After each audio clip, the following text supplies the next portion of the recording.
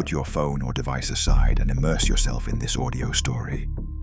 Perfect for listening on the move, while relaxing, or for bedtime listening. We release new stories daily, so make sure to like and subscribe to not miss out. This story is based on true events. The ghost who built a $1 trillion empire. On October 31st, 2008, while the world's financial system collapsed under the weight of its own corruption, an email appeared in an obscure cryptography mailing list. 9 sentences, a PDF attachment, a name no one had ever heard before, Satoshi Nakamoto. Within those 9 sentences lay the blueprint for a revolution that would birth a $1 trillion industry, challenge the global banking cartel, and create more millionaires than any technology in modern history. But here's what keeps intelligence agencies, financial institutions, and conspiracy theorists awake at night. Nobody knows who Satoshi Nakamoto really is. The creator of Bitcoin, the architect of digital money, the ghost who holds a fortune worth tens of billions of dollars, vanished without a trace in 2011. And the deeper you dig into this mystery, the darker it gets. Because what if Satoshi's disappearance wasn't about privacy? What if it was about survival? The timing of Bitcoin's birth wasn't coincidental. It was surgical. September 2008 had just witnessed the collapse of Lehman Brothers, triggering the worst financial crisis since the Great Depression. Banks that were too big to fail had gambled with people's lives and lost.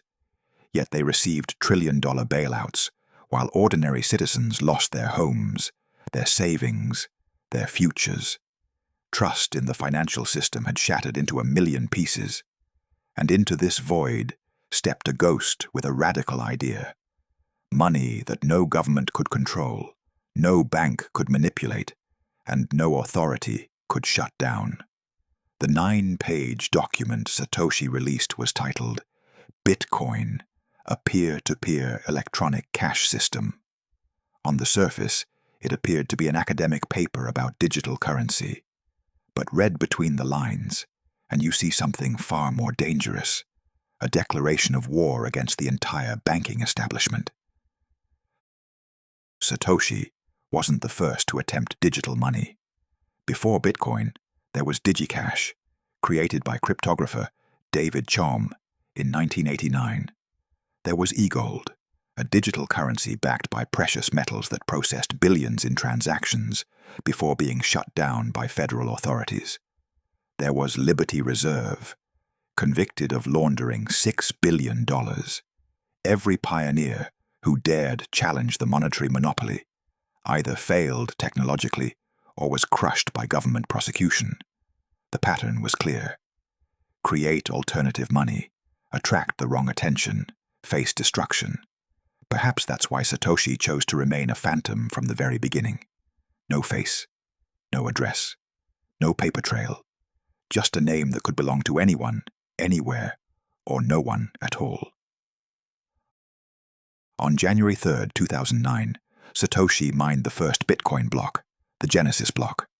Embedded in its code was a message, a timestamp pulled from that day's edition of the Times newspaper. Chancellor on brink of second bailout for banks. It wasn't just a timestamp.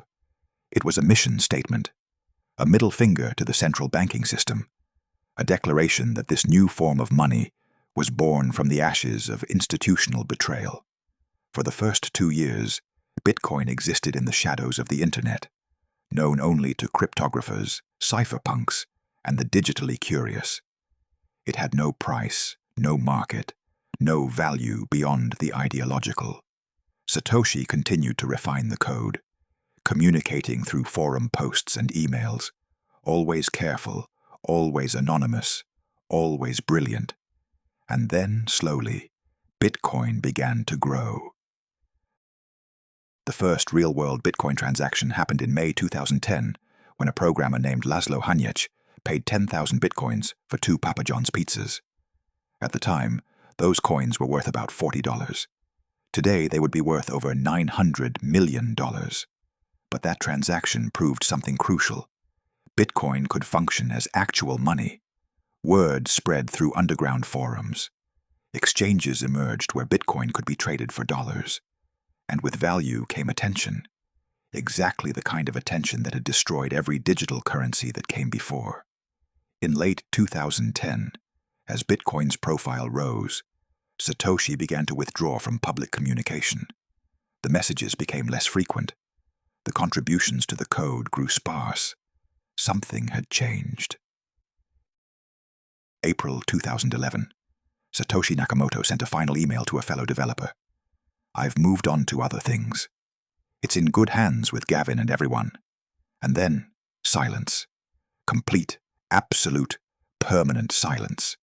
No farewell post. No grand explanation. The creator of Bitcoin simply ceased to exist.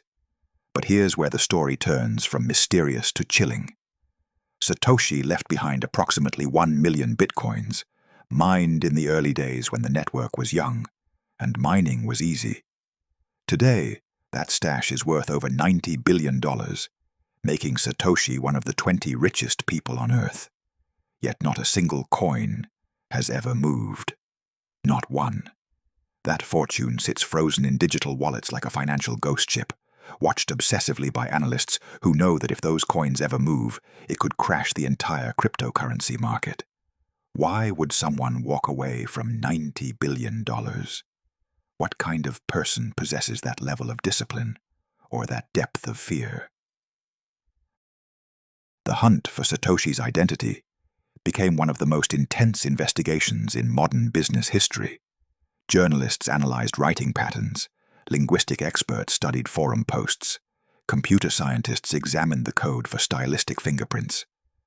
In 2014, Newsweek claimed to have found him.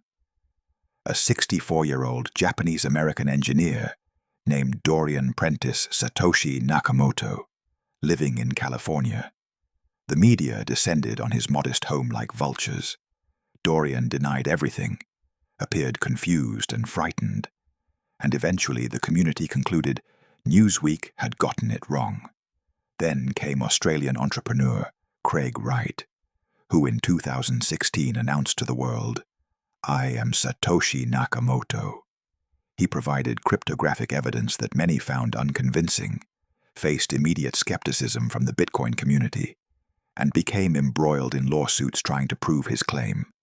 Most experts believe Wright is either delusional or perpetrating one of the boldest frauds in financial history. Other suspects emerged over the years. Nick Szabo, the cryptographer who created BitGold, a Bitcoin predecessor. Hal Finney, the first person to receive a Bitcoin transaction, who died in 2014. Even groups of developers working collectively under a pseudonym. But every trail goes cold. Every lead dissolves into shadows. Here's what makes the mystery truly unsettling. Satoshi had to have known what they were creating. Bitcoin didn't just threaten banks. It threatened the fundamental power structure of modern civilization. Governments control their populations partly through control of money, printing it, tracking it, freezing it, seizing it. Bitcoin offered an escape route from that control. It enabled uncensorable transactions, unseizable wealth, financial sovereignty. It became the currency of dark web markets like Silk Road, where drugs, weapons, and worse were traded beyond government reach. It facilitated ransomware attacks that locked hospital systems and demanded payment in Bitcoin. It enabled money laundering on an unprecedented scale. And yes, it also enabled financial freedom for people in authoritarian countries, protection against hyperinflation in collapsing economies, and borderless wealth transfer for refugees. Bitcoin is simultaneously liberation technology and crime facilitator, depending on who wields it. Satoshi had to know this duality was inevitable. They built it anyway, and then they vanished before anyone could hold them accountable. The theories about why Satoshi disappeared fall into 3 categories, each darker than the last. Theory 1. Satoshi was afraid of legal prosecution. History had shown what happens to creators of alternative currencies. Bernard von Nothaus created the Liberty Dollar and was convicted of counterfeiting, facing potential imprisonment. The founders of Liberty Reserve were arrested in a coordinated international sting operation. Even creating digital money as an experiment could be construed as operating an unlicensed money transmission business, money laundering, or even terrorism financing once criminals adopted it.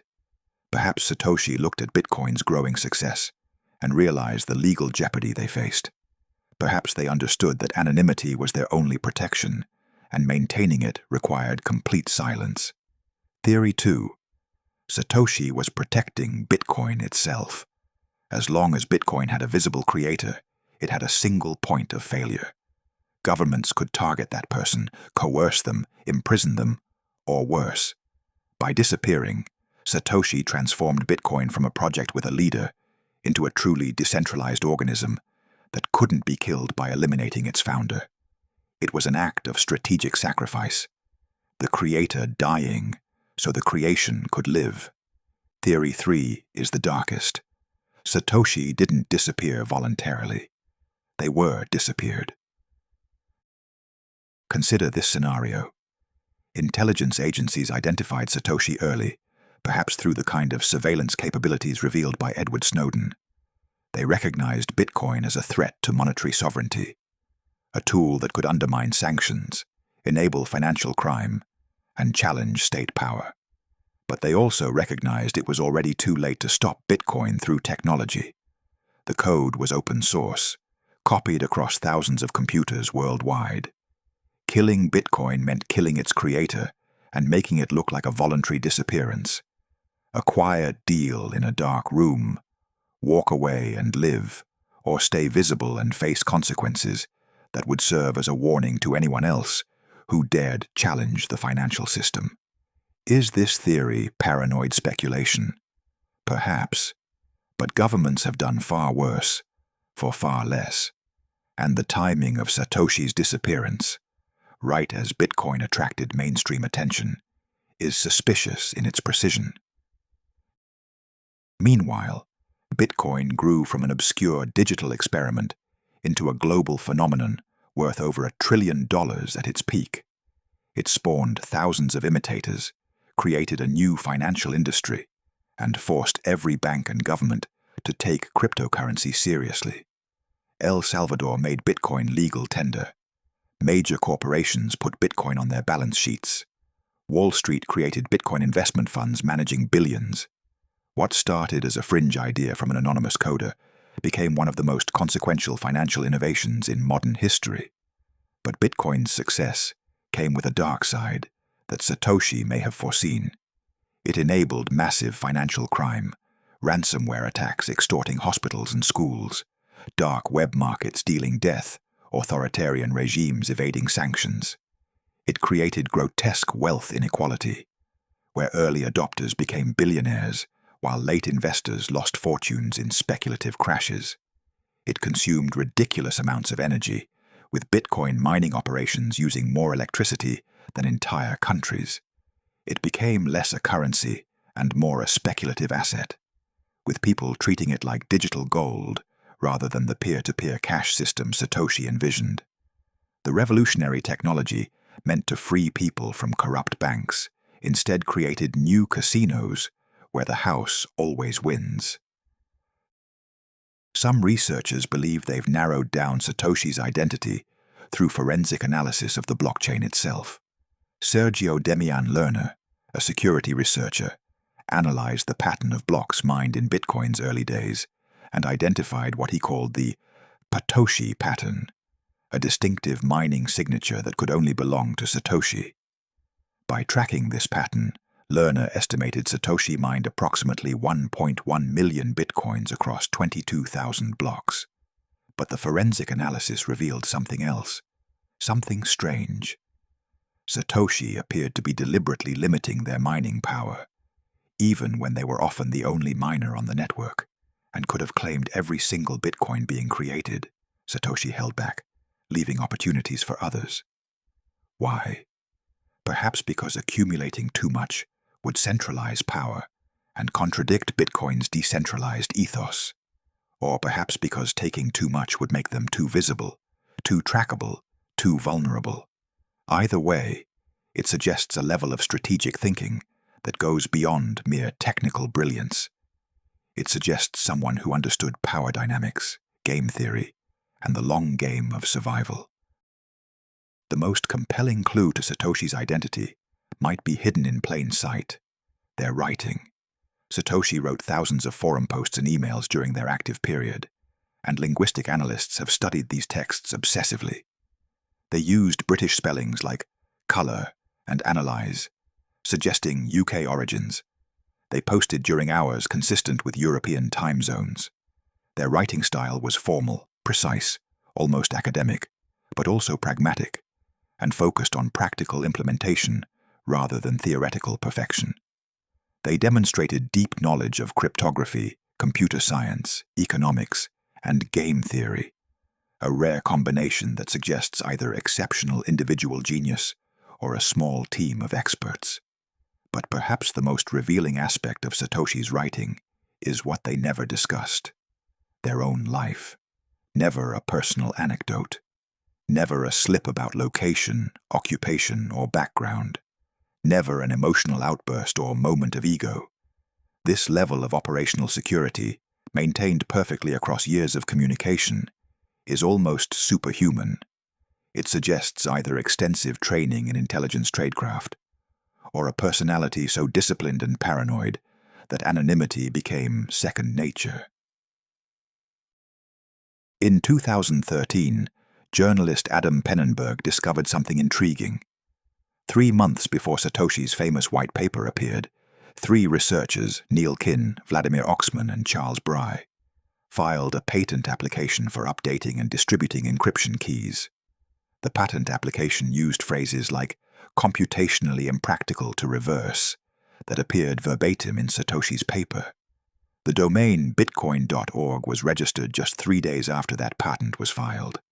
When Pennenberg confronted all 3 men, each denied being Satoshi. The linguistic similarities could be coincidental. Cryptography has its own technical vocabulary. But the timing is suspicious. Similarly, security researcher Dustin Trammell discovered that the bitcoin.org domain was initially registered through an anonymity service in Finland, then transferred to Japan. Both countries chosen, perhaps, to muddy the trail.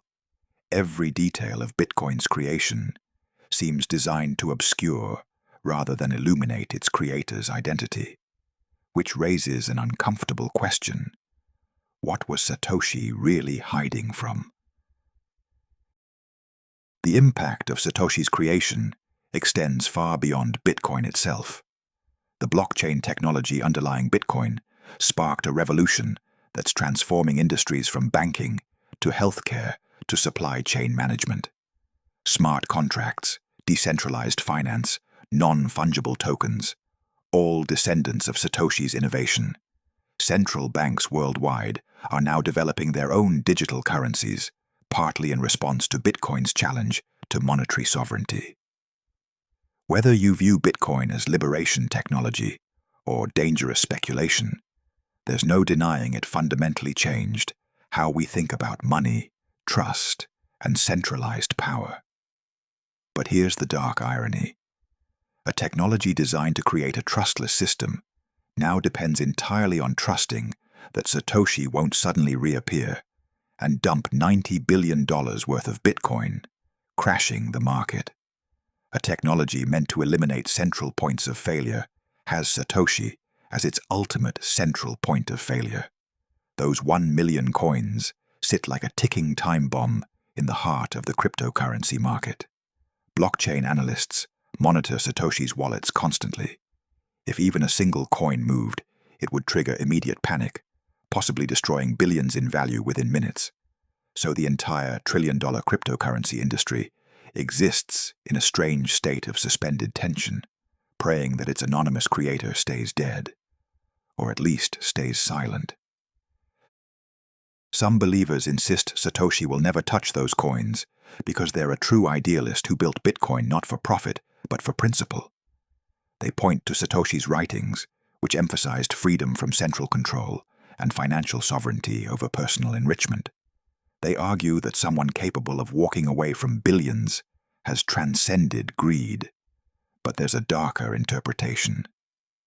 Satoshi can't touch those coins because doing so would immediately expose their identity.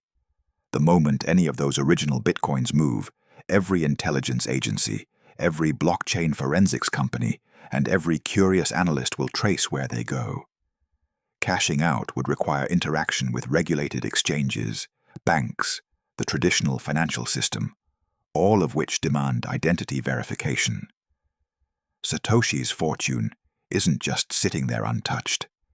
It's a prison. They created wealth they can never spend, power they can never use, a legacy they can never claim. Perhaps that was always the plan, or perhaps it's a consequence they accepted when they realized the danger of staying visible.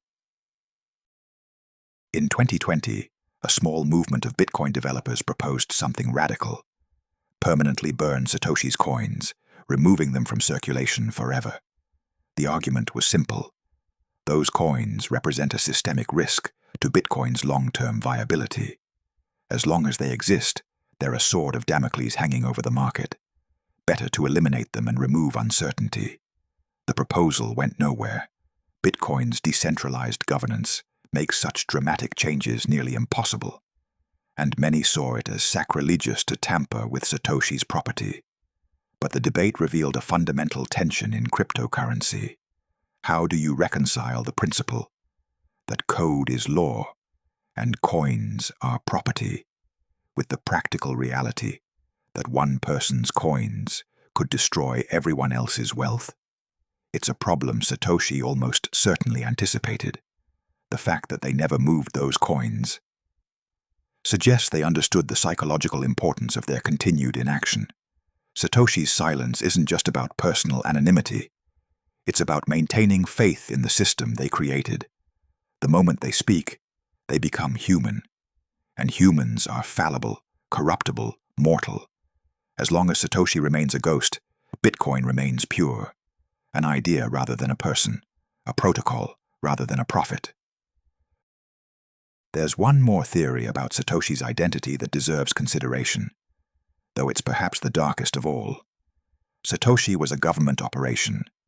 This theory suggests that intelligence agencies created Bitcoin as a controlled experiment, a way to study decentralized currency, and perhaps even to track illicit financial flows. After all, Bitcoin's blockchain is completely transparent. Every transaction is permanently recorded and publicly visible. While users can remain pseudonymous, sophisticated analysis can often link blockchain addresses to real identities. Law enforcement has successfully traced billions in criminal proceeds using blockchain forensics. What if Bitcoin was designed from the beginning as a honeypot, attracting criminals and adversaries into a financial system that appears private, but is actually the most transparent ledger in human history? The NSA published a paper on cryptocurrency in 1996, more than a decade before Bitcoin. The cryptographic algorithms Bitcoin uses were developed by government researchers. Is it possible Satoshi was a cover identity for a team of intelligence operatives conducting a long-term operation? Most cryptocurrency experts dismiss this theory as paranoid fantasy. But in a world where intelligence agencies have toppled governments, created front companies, and run decade-long disinformation campaigns, is it really so implausible? Today, 14 years after Satoshi's disappearance, the mystery remains unsolved. The ghost who created Bitcoin has become cryptocurrency's greatest legend and its deepest wound. New suspects emerge periodically, each claiming or being accused of being Satoshi, and each ultimately falling short of conclusive proof. The hunt continues, driven by journalists seeking glory, investigators seeking truth, and opportunists seeking that $90 billion prize. But perhaps we're asking the wrong question. Perhaps it doesn't matter who Satoshi was. What matters is what they created and what it revealed about our world. Bitcoin proved that money is simply collective belief, that authority is optional, that centralized power can be challenged by sufficiently elegant code. It exposed how fragile our financial system truly is, how easily it could be replicated or replaced. And it demonstrated that one person, or one small team, with sufficient brilliance and determination, can alter the course of economic history. But here's the final chilling truth. Satoshi's disappearance might be the most brilliant part of their entire design. By vanishing, they turned themselves into a myth, and myths are far more powerful than people. They made Bitcoin leaderless, giving it the resilience of a virus and the permanence of an idea.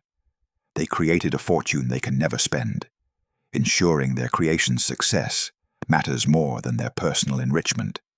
And they escaped the fate of every other monetary revolutionary, prosecution, imprisonment, or worse, by simply ceasing to exist. Somewhere out there, perhaps Satoshi Nakamoto is watching Bitcoin's price climb, watching governments struggle to regulate what they built, watching their creation reshape the global financial system. Or perhaps Satoshi is dead, taking the secret to their grave. Or perhaps they're sitting in a government facility, bound by classification and secrecy, unable to ever reveal what they know.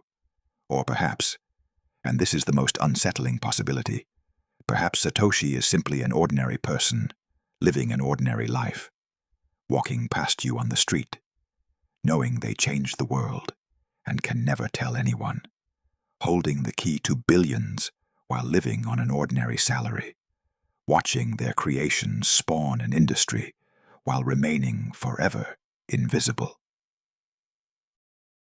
The Satoshi Nakamoto mystery is more than a puzzle about identity. It's a ghost story about power, secrecy, and the price of revolution.